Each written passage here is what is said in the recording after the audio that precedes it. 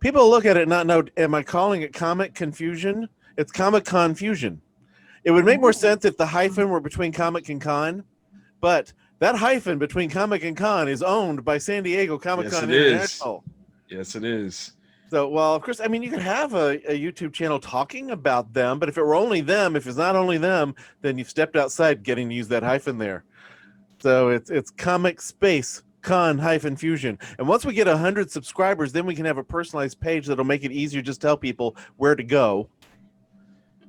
You got to crawl, walk. You got to get there. Yeah. Now, who are you people, and what do you have to do with Comic Cons? Well, my name is Jaime Coker. I don't know about recently. I started doing Comic Cons back in the late, what was it, 2017, I think it was. Went from doing the full 9 to 5 job, 40 hours a week, to doing Comic Cons and getting my artwork out there, and basically driving myself a little crazy, but having a whole lot of fun doing it in the meantime. Whole lot of fun. It's the best. Congratulations on that. Very good. Thank you. So I attended my first Comic-Con in 2013, and then I started my own in 2015, which is crazy when I think about it. I had been to like 3 conventions, and I moved from Dallas, Texas to Lubbock, Texas, and I was like, hey, like, do you guys have a Comic-Con? No? Cool, well, I'll start one. I had no idea what I was doing.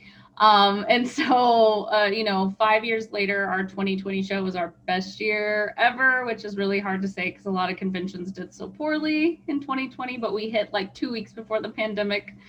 And so I founded a nonprofit, and I'm still on the board of directors and still one of the event planners, but, we're on hold right now. So I'm not retired. I'm on hold? Furloughed? Furlough. I'm a furloughed convention planner. There you go.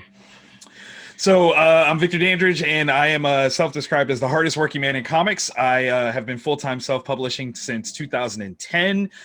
You can find me on so many different convention platforms, whether that's as a celebrity moderator, a panelist. I also do a comic book review show called Black, White, and Red All Over, which literally next week will have its 350th episode of Awesome. Thank you. Of reviewing new books. I'm sometimes featured on the Hall of Justice podcast with Seth Everett. I also teach through an imprint called You Create Comics. That's all about bringing comic books into the classroom and kind of like using that to build on traditional fundamentals, but in a fun way. So you're learning without even knowing you're learning. Very That's me. cool. And y'all know me. Yeah. Come on. How many of more these pulp videos and do I even bother circumstance to than that. Yeah, how many Every videos do I video even could be bother to someone's introduce first myself? one, man. You got to introduce yourself. Yeah, so I am Dr. Travis Langley, professor of psychology, distinguished professor of psychology. Get that rank right at Henderson State University, best known as the author of the book Batman and Psychology, A Dark and Stormy Night, the best book on Batman ever written by me. Although now that I also have the Joker psychology, Evil Thousand Women Love Them. I have 2 Batman-related books. And at some point, my friend Michael Uslan, executive producer of the Batman movies, he's written forwards for both of those books, and he's told me I've got to write a 3rd one so he can complete a trilogy with me. That's perfect. That's perfect. Editor of a dozen books and on popular culture, half of which are about comic books. I do a lot of Comic-Con. Sometimes when some convention organizers want me to come to their panels or want me to be at their conventions, I want to find out more about the convention to find out what's my personal reason for going. It's one I have to spell out to a few. It's like, I don't rent tables. I come as a guest. Some don't get that. And I understand that. I get that. Some don't understand who wants this guy. I understand, and some do. Wizard in particular has been very nice to me. Lubbock Comic-Con was one of the reasons I wanted you here, because Lubbock Comic-Con was really nice and very personal. And sometimes I need to introduce you to Jimmy Dyer, organizer of Comic Conway. There are some similarities in the way that the Lubbock Comic-Con folks and the Comic Conway folks treat the guest. And it's very nice, very personal. And you Common see decency, unlike some conventions. yes, yes, and Long way. it like Wizard, they're on a much larger scale, and there's Yeah. more of a business model, and not as much about let's just do it for the love of it, but the love is definitely there. They treat us Mhm. well. If something goes wrong, I can count on the Wizard folks to fix it, or at least be incredibly apologetic, as opposed to one out in California where, oh, they forgot to assign tables, and it's like, well, that's just how it is. By gosh, you apologize to people if you can't fix it. Is that a problem? It Lubbock sounds team- like your problem, not ours. Yeah. Wow. And there are different reasons. I go to the conventions for a lot of different reasons, although my favorite part is kind of what we're doing right here, right now. Talking with people that I don't get to see at any other point in the year. Yes. Making new friends or having conversations with friends who that's where I see them. Yeah. And I remember the first time I went to a Comic-Con was because my younger son, Nicholas, well, while he was still in high school, junior, senior, and he was interested in maybe doing comic book art. I said, well, you need to get to know some things, talk to some people. So we Mhm. went to the Dallas Comic-Con, which at that time would have maybe 1,000 people come over the course of one weekend. Wow. It's far larger than that. It was a Yes. fast-growing convention. But at that point, it was maybe 1,000 over the course of the weekend. And we could talk to creators even more easily. I mean, you can talk to creators at any of these shows, Mhm. but it was easy access. And we're attending a panel with Tom Jane, who had played the Punisher, a couple of people who'd worked on the Punisher comics. And Tom didn't want to sit in the room. We all just went outside. They and the audience, we sat in a circle on the grass outside and just chatted. Wow. That is the coolest, most surreal thing I've ever heard. I think it That's might have been because amazing. Tom likes to take his shoes off wherever he goes. No, more surreal is at one point when Tom wanted to take a leak, so he went back behind a pillar, and we're hearing the Punisher pee. But he was peeing with authority, okay? There you go. He put the pee in Punisher. There we go. Exactly. Exactly. Oh, God. Awesome. All of you, why did you go to your first Comic Cons? Do you remember when you decided, this sounds interesting, or what? I know that I had wanted to go for a long time, but I was definitely one of those people who, like, I did not tell people I watched Star Wars. I didn't tell people I liked Lord of the Rings. It wasn't cool for girls to want to do Lego sets for date night. And so for a long time, I was just a nerd at home. And then when I saw that people were like doing it in public, I was like, well, I want to go to there. And when I walked in, I originally was terrified. And I had a friend who took me, and he's like, oh no, we go and like, you just talk shop. And I was like, well, what's talking? Like, I just started watching Doctor Who. What do you mean? I don't know what I'm supposed to talk about. And when I walked in, like, I don't think I will ever recreate that feeling, because it was Dallas Comic-Con and it was their October show. So it's a little bit smaller. And it was just like walking and being with old friends, even though I had never met any of these people. And you could literally walk up to anybody and just be like, oh, hey, I like your shirt, and then talk for 30 minutes. And I fell in love with it from that minute on. And I didn't cosplay back then or anything. I honestly just went to talk to people and meet people. And I didn't even understand the celebrity portion of it. And back then, Dallas Comic-Con was a little bit smaller, so you could walk up without paying. You didn't have to pay just to shake a hand. Right. And like, I had just started Doctor Who, and John Barrowman was there. And when we were in line, he was like, hey, did you have something to sign? I was like, hey, no, we're too poor to pay. And he's like, you're never too poor. You're just too cool. And I was like, okay, this is forever and ever. John Barrowman is I love him so much. And so I've never stopped going ever since then. And then when I started going to like different ones and smaller shows and like understanding the community aspect of it, that's really why I wanted to start the one here. Because like, while the meeting celebrities and meeting comic creators and meeting artists that you like adore is really rad, and that's a huge reason why I go, the community aspect and like building nerd family is like the whole reason I do conventions. That's awesome. So for me, I started, my very first show was in the year 2000, which is ironic to know where I'm from. So I'm from Columbus, Ohio, and we had a very prominent regional show called Mid-Ohio Comic-Con that actually ended up being bought by Wizard World at one point. but through like my entire existence, I never went to it because my family, it was held during Thanksgiving weekend, and my family would go to North Carolina for, you know, family dinner. And it's like the funniest thing. I wanted to be in the comic book industry since I was 11 years old, but there's this huge show in my hometown and I had never attended it. Didn't even know it existed because we were never in town during that weekend.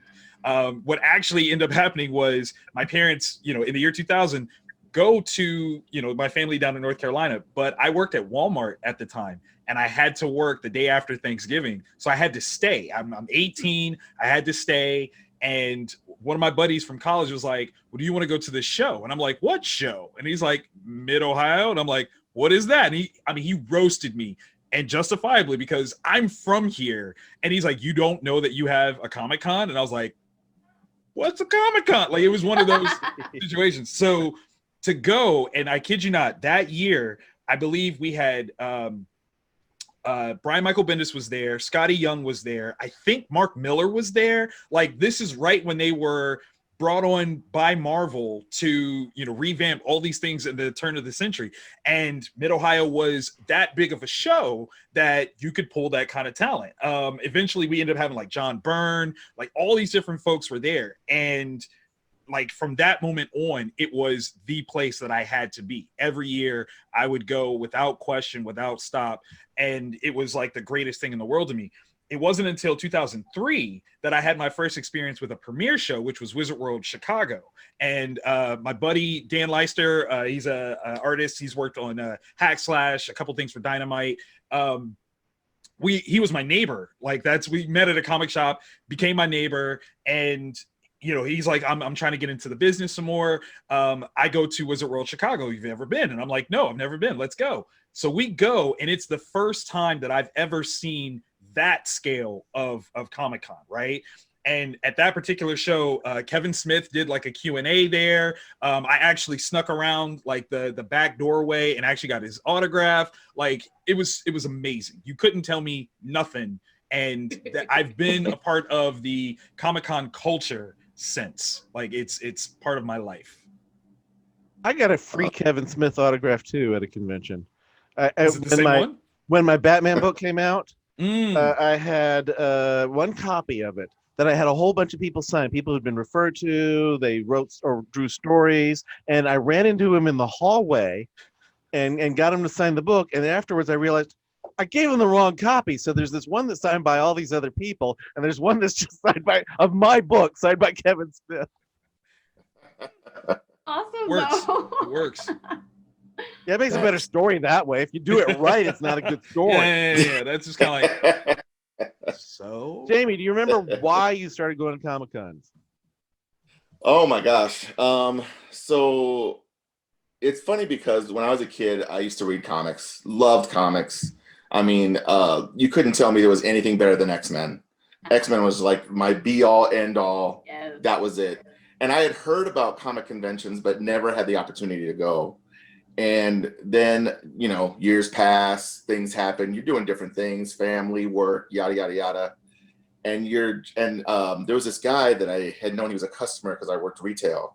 And he was like, you know, I know you draw. I've seen some of your drawings. Why don't you ever just like, you know, go to a comic convention, set up an artist table, see what happens. What's the worst that could happen? You know, you meet some people. So I'm like, all right, well, I'm going to go meet some people then. So I signed up for this convention. It was a local convention, free tables for the artists, whatever. And I was nervous as heck. And I didn't hear anything. And they were like, finally, they got back to me a day and a half before the event. And they were like, oh, yeah, by the way, somebody dropped out. So, you know, you want to come down and, you know, be at this comic show?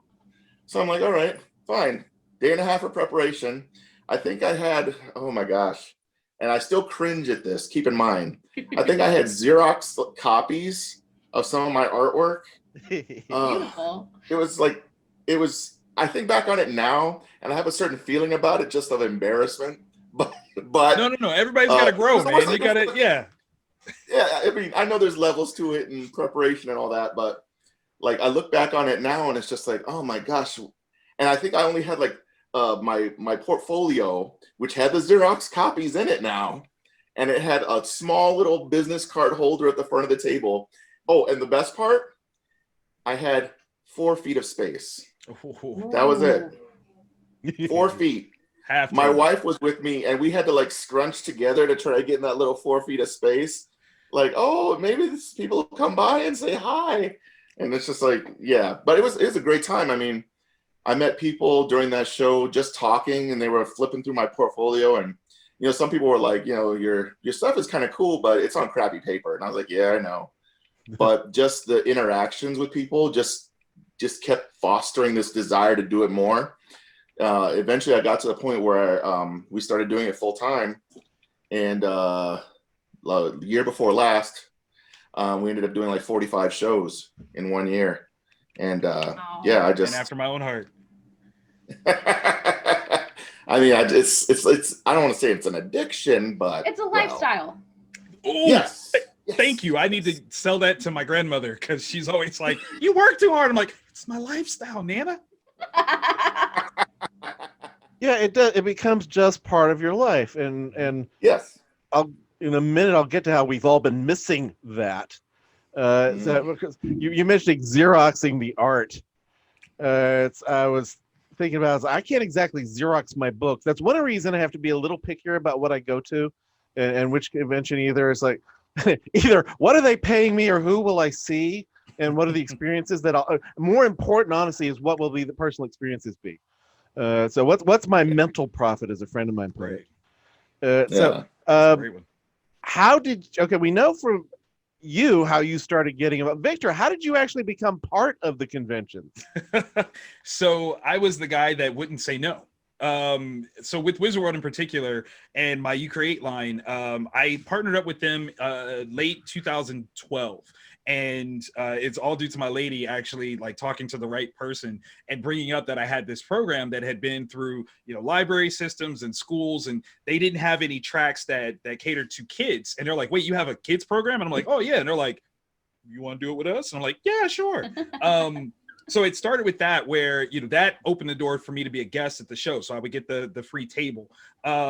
It got to the point where anytime that they asked for something, my answer was always yes. So, hey, Victor, will you get up at 4 a.m. and do press for us? Yes. Will you randomly be a costume contest host? Sure. Why not? Would you be a judge? Yes. Victor, do you cosplay? Nope. But I'm here. What do you want me to do? Let's go. And it got to the point where, because I had that mentality of finding a way to see what I could do for the convention was always more open to do things for me. So, and that's one of those secret sauce things that I try to tell everybody. Don't always go, I mean, not to decry what you just said, Travis, but if you're just starting out specifically, don't go in saying, what can the convention do for me? Yeah. Ask what you can do for the convention. And that's how you build up that sort of clout, where then you can be like Travis and say, what are you going to do for me? Well, it takes a bit to build up before you ask, what are you going to do for me? And try not to ask it that way. Yeah. And most will be, it's like, who the hell is he asking that? And I understand that. Yeah. But that's part of the process. So in the midst of me not being, so keen to say no to anything, I also engendered myself to almost every person that was a staff member of Wizard World. Like, I knew everybody from, the person that put up tables to the CEO. I tried to introduce myself and create a relationship with literally everyone. And everything kind of took like a huge turn in 2015, that all the things that I was doing, I was hosting their drink and draw event, the costume contest, I would do press. They made me an official part of the tour, which meant that not only did they give me a table, they covered my hotel and lodging, they covered my travel. And so it opened up a brand new door for me and my publishing imprint. At that point I had no real overhead to stop me from doing, all the shows, or to specifically focus on books. And that's, another conversation piece. But that was the thing, was I never said no. And 2016 came around, and they needed a moderator for a celebrity panel, and they asked me to do it. And I'm like, okay, sure. You're going to start me off with something small. I'm ready. Let's go. And they said, yeah, you're going to do Sebastian Stan. And I'm like, I'm what? You want me to do what for my first one? And we're Wizard World Tulsa. My very first celebrity panel is Sebastian Stan, and room is packed. Like, it's nuts. The vibe is good. And I fall in love with it. And to the point where by 2017, I stopped showcasing at the tables. Like, I don't get a table anymore. Yeah. It's not worth it because I'm hardly there because I'm doing so many panels and all these other things. But yeah, just I never said no. I saw a little bit of your first panel. Mm-hmm. It's I mean I wasn't going to stay for I stayed for quite a bit actually. You did actually. And yeah, you were really good. That was your first time. That was my very first one. Stan, and obviously he thought well of you. He did. He asked for you at other times. He did. He actually made me a part of his contract for a minute. Wow. Yeah. But you bring this energy and the respect and reverence. You're up there clearly as a fanboy, but also as somebody who can talk to them as people. It's a wonderful combination. Thank you for that. It's actually served me really well as a moderator. It's actually something that because of the platform that Wizard World gave me, I've been able to make that actually a career move. So I've been doing that throughout like 2020 as we've had more shows do virtual experiences. I've worked with virtually everyone. It's been, I mean, from Doctor Who to the magicians to like everybody, because I've been able to have those kind of conversations with people. There have been some of the more out of the way conventions that Wizard has had where it's not practical for me to take a bunch of books. Right. Although now they ship the books for me, which is nice. Whenever we get back to having the conventions. So they have, there's a section in their truck which has my books and display stuff. But for a long time, it was a matter of they wanted me for some out of the way show. It's like, okay, I can't take a bunch of stuff to sell. So what fun thing do you have for me? And as I get to moderate a couple of Supermen. I've moderated Kevin Conroy Batman lots of times because that's my area. That's my guy. And then sometimes it's odd things like Norm from Cheers. Right. When I'm helping him get up onto the stage. So it's like, here's my hand on Norm's butt. I saw you do Luna Lovegood though. That was dope. She was a lot of fun. Yeah. That was a big audience. It was. That was in Tulsa. Yes, it was in Tulsa. See, like while you saw mine, I saw yours too. Yeah. Like that's the way that works. Yeah, I get to do a lot of moderating, and I enjoy them. It's I honestly think you're more fun to watch than I am. Grass greener. We'll just put it like that. All right, so here we are. We've been missing out on our Comic-Cons this past year. And so Lubbock was, what was that, February? Early March? It was the very, very last weekend. It was like February. It was a leap year. So it was 29th and March 1st. And man, it was like 2 weeks later, we got shut down as a state, but it's a Wild West out here. Like we're still open. No one wears masks here. It's crazy. Well, it's Texas. They're still doing Comic-Cons here, not in Lubbock. There's been some other companies, and you know, I can absolutely understand if you because like us, we go ahead and we have our convention center booked for 10 years. You know, we don't put down those payments or whatever, but I can understand if you made that payment and you're just like trying to make it work. And we're really, really lucky in the fact that we're a nonprofit, and so we don't live or die by how much our show makes. We just need to break even. And so for us, like we made it like right before, man, I feel so guilty for that to be our best year. Like I want to celebrate and be like, man, we worked, like our 5th year is huge. Like from our first show, which was one day and like 80 booths, to now we have the entire like convention center and we had like 200 vendors. And like, that seems like a small show to some people, but for us, it was huge. And so it seems so unfair to be like, we had our best year in 2020 when so many people lost their conventions and filed bankruptcy. But I think, man, there was like the whispers of coronavirus, and I'm always, my kids, my whole family's a part of the show. And so I'm always fist bump, elbow, like I'll give you foot fives. Like I don't hug convention weekend because it's in February, we're in flu season anyway. Con cred is real. It's so real. And man, February we're hardcore into flu. So man, when those whispers of coronavirus, I was like, nobody touch me. Nobody talk to me. Like, I love you guys. I will wave to you from across the room. But we barely slid in there before the craziness. And then I think a show happened a couple of hours away from us, like 2 weeks later, and they got shut down on the first day. Wow. They didn't refund anything because they went ahead and opened the doors, which is unfortunate. But I think it was just like that learning curve. Like, what are we supposed to do? And so they're like, we put Purell stations up, it's fine. it's not. No. It's not. So I don't know how like those other shows are doing. I know that a lot of them are still trying. Even some of the smaller shows in Lubbock, like they keep announcing that they're going to do another show, and then the city's like, no, you're not. And so I feel bad. A lot of people were like, you guys have to do your show, like you have to, and I'm like, we don't have to do anything, and like do it virtually. Yeah, and that's what we've talked about doing some virtual stuff. Or I know that there are some people who are like, we can do some small meetups, and I was like, I care too much about because they're not fans, they're not customers, they're our family, like our nerd fam here. I know so many of these people's kids and stuff, and I don't feel comfortable being like, oh yeah, let's just do it, because we don't live or die by if we have the show. We have the support of the community, and we are by donations and grants. So that's the one really cool thing about being nonprofit right now, is we're not suffering, but to see like our nerd fam suffer and not be able to see each other has been hard. I know that some of the smaller groups in town are doing some virtual stuff. All during quarantine, especially at the beginning, we did virtual game nights. We played Jackbox. We have a game night group. And so I was still trying to do that. And we even did some quarantine-a-ween and half-a-ween stuff. But I just don't feel comfortable, man, being in the top 10 infected cities, like doing anything in person right now. Like, even though Lubbock's like, hey, we're 75%, you don't have to wear a mask in Walmart. I'm like, cool, that is a curbside pickup.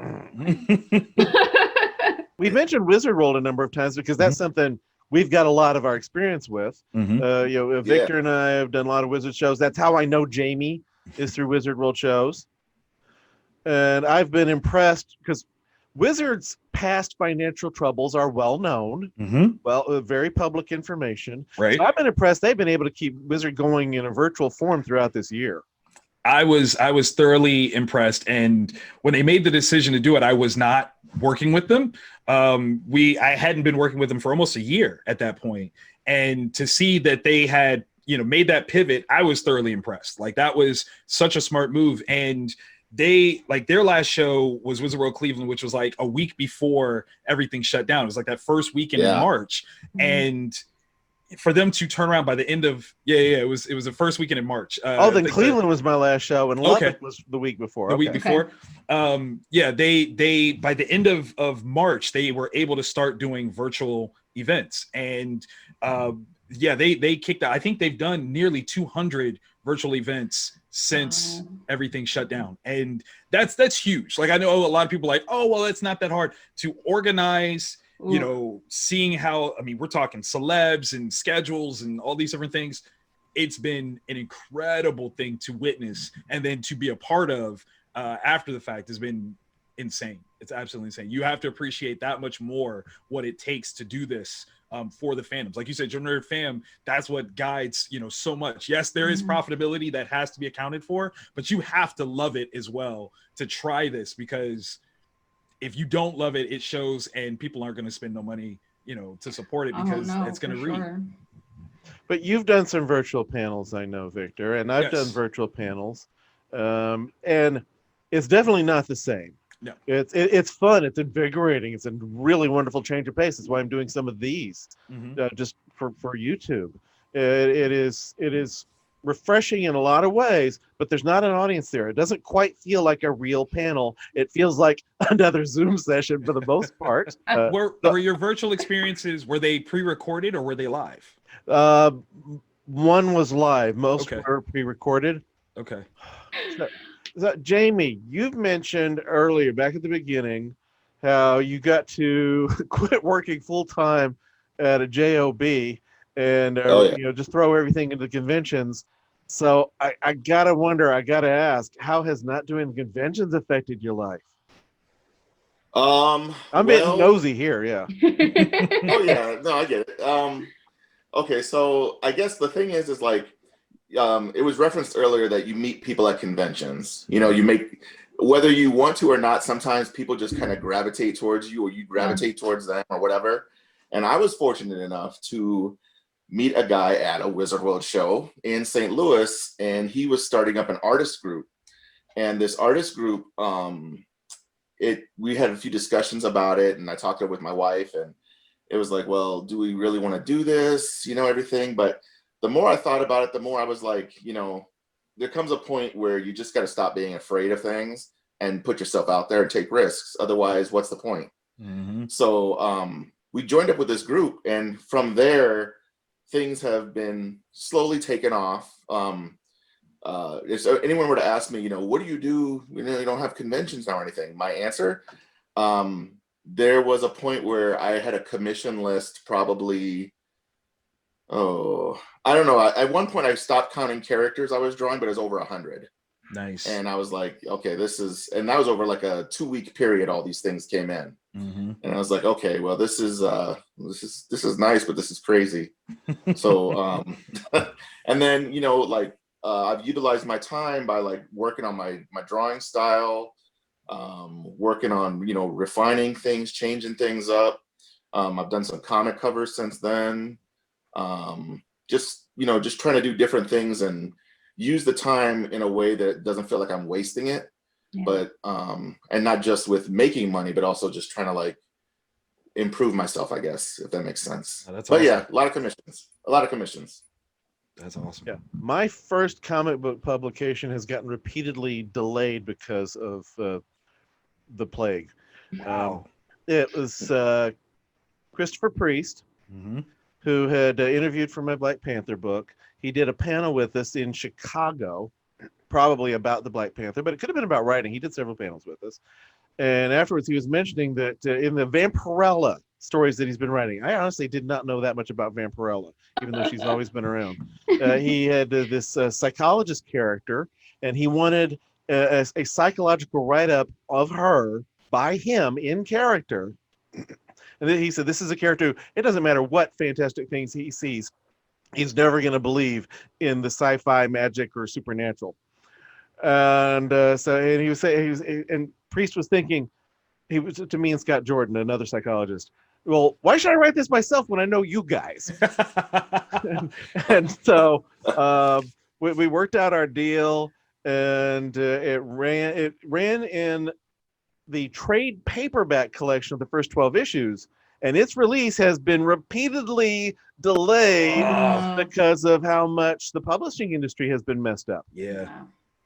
A lot of people don't realize, if you don't have people out there cutting down more trees and making more paper, Mm-hmm. it's going to interfere with print publications.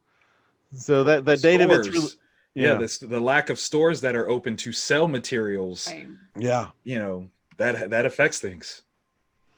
And so it's a minor thing. We did. I had a group of grief counselors do a session with me for YouTube the other day, and we were talking about how we're all suffering losses of different kinds. Even if your loss is not about human life, if your loss is something as simple as opportunities, as social experiences, or having your comic book come out when you were supposed to be published, and we feel guilty for feeling bad about these things because almost all of us can say somebody has it worse. Yeah. And that guilt itself is a normal human experience. And here we are talking about the lack of Comic-Cons. Well, for us, it's not just a fun thing. It's a part of our lives. Right. Yes. The culture. Yeah, without question.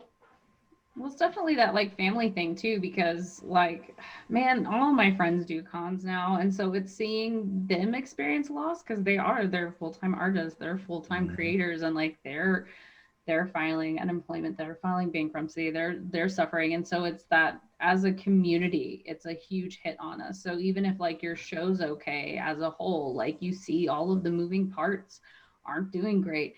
And we try to have a couple of meetings because we were about to start doing hospital visits, and we're going to open up a part of our nonprofit to do that with our cosplayers. And it's something I have been trying for 5 years, and we got our foot in the door March 2nd. And now, what do you do? And that was like my baby. That's what I have wanted to do for so long. And so what did I do to make that okay? Is I just started borrowing costumes and doing story times and doing calls with kids in the hospital it eventually turned into me doing a lot of TikToks, but we will not talk about that.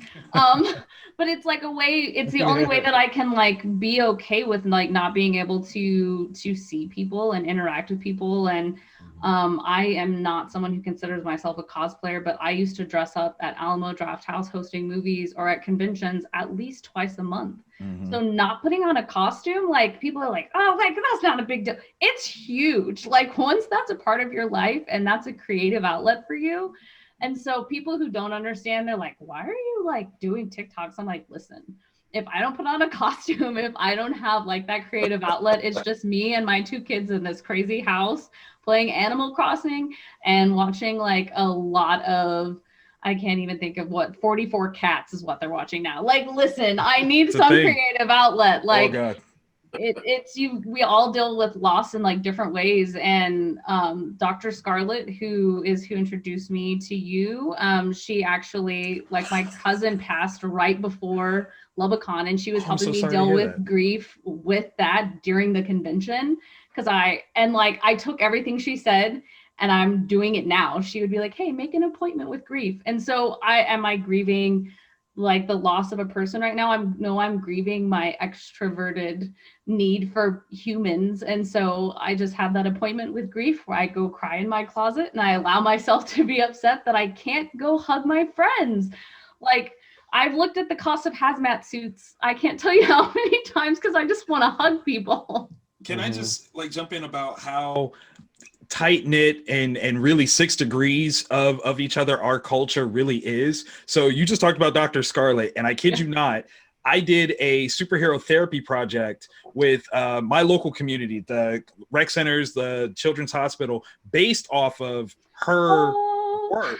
Like, we did that earlier this year, and I've never met her before. I think we had like one conference call with her, but that's the way our entire industry is connected. This one little thing is connected to literally everybody in some way, shape, or form.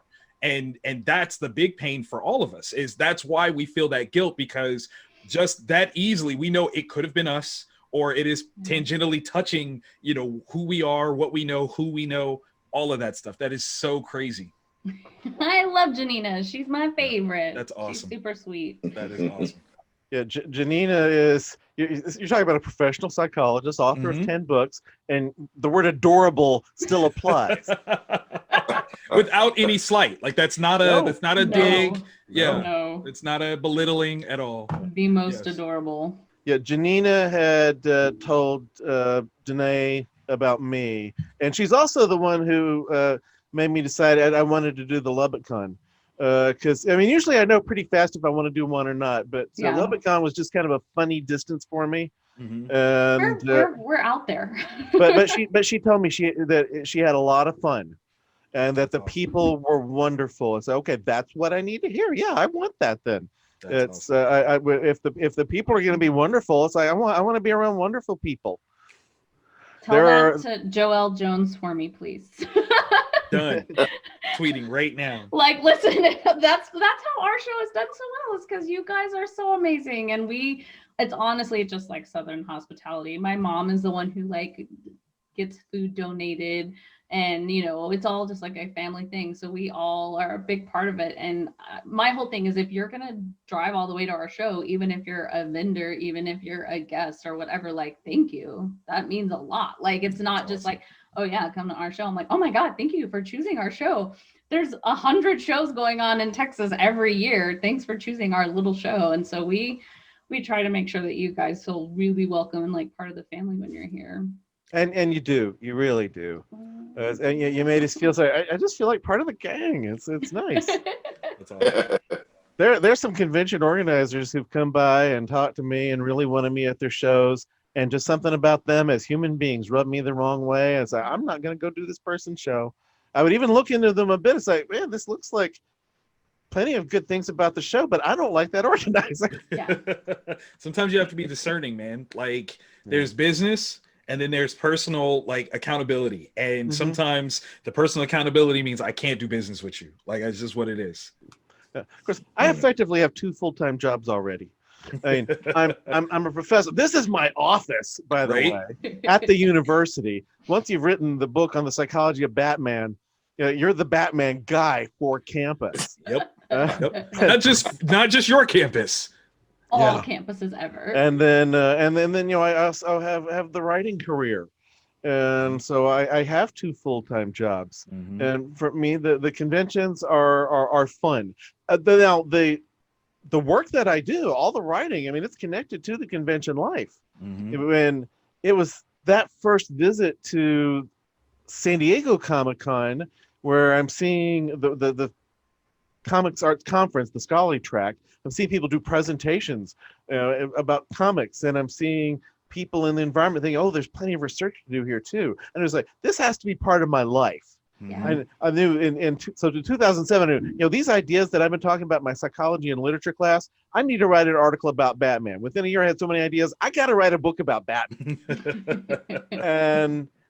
But through conventions, I've gotten to know so many interesting people, like Michael Uslan, movie producer, who wrote forwards for 2 of my books. Stan Lee, who wrote forwards for 2 of my books. Right. And then some people who would ask, why in the world are you asking me? I've got this small podcast because I think you'd write the right thing.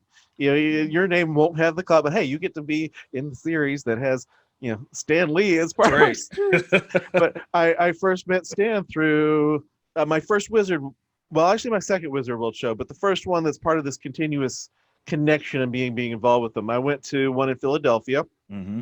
A friend of mine was doing some work with Philly, and I would mention her, but her husband rubbed them wrong so hard that they didn't want to keep working with her. Oh, They've split up long since, but maybe I can bridge that gap again. I'll fix it. Yeah. And she does. She's very good at moderating, and then I'll definitely fix it. And she has her celebrity connections too. But that was my first real involvement with the Wizard show, and I've totally lost track of what the thought was that led me into this story. That's where you met Stan. Stan Lee. That's where I met Stan. Right. Thank you. The friend, what's that her name? Was interviewed Stan. Now I had talked to Stan before, but in fan context, and when it was done, I got to talking with him, and. I told him I'd written a book about Batman. It's like, Batman? Why would you want to write a book about him? He's more screwed up than your characters. This man is a genius. And that's how you make friends. I got permission in writing to quote him on that. That's awesome. Much later on, when he was doing a book forward, the second time he did a book forward for me, I put it in there. I got permission in writing. To quote him but also when I tell the story, I throw in the context so people know why he said that.